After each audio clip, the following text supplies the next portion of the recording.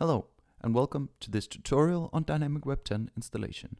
My name is Tobias, and today I will take you through the very simple steps of installing and running a new DynamicWeb 10 project on your local machine using the .NET command line interface.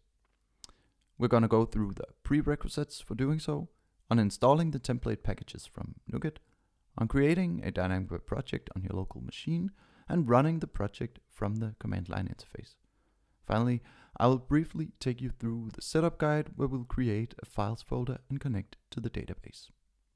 Now, to get started, we're going to go to the developer documentation site here. You can find the link in the description.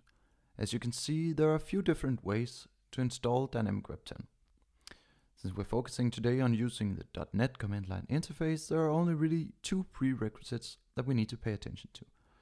We need to make sure that we have the software development kit for .NET 8 installed. To confirm that, I can go to PowerShell over here and type .NET -- version, and I see that I already have version 8 installed. We also need to make sure that we have an SQL server installed that we can connect to. So now we're ready to go to the next step, which is to install the project template package from NuGet. This is the NuGet gallery of DynamicWeb.project templates, and you can see the version history of the release packages down here. We also have a shell command, which we can use to download the NuGet packages. I'm going to go into PowerShell over here and type .NET new install DynamicWeb.project templates. We can omit the version number just to get the latest versions. You can see here that it was in fact already installed on my machine, but this table down here shows the included templates in this package, the CMS template and the suite with PIM and e-commerce. Moving on to the next step. To create a project, I'm gonna first make sure that I'm in a suitable directory. I made this folder before I started recording called demo dv10, where I would like to create my project, and we confirm that it is in fact empty. Then I type .NET new, and then I look for the short name of the template I wish to install in the table from before. For the purpose of this demo, I'm gonna stick to the CMS version, so I finish my command with dv10-cms.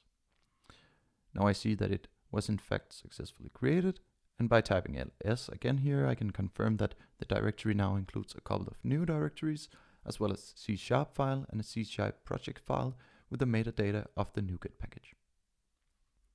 Now, to run the project from the command line interface, we need one final command. This is step 4, by the way, just to recap. I have simply typed .NET run, and now I see that the project is being built. This can take a little while, but as you can see here, it's making progress. So these last 4 lines here, those are the physical paths of our local installation. And if we just a little bit more patient here,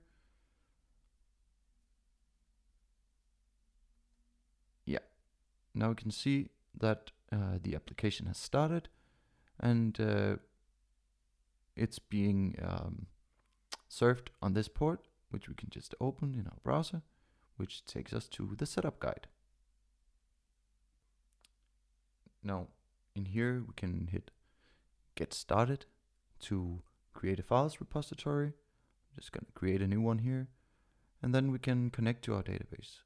I'm just gonna type my connection string here, and then I can configure an administrator for my solution, and that's it. Congratulations, we're now set up and ready.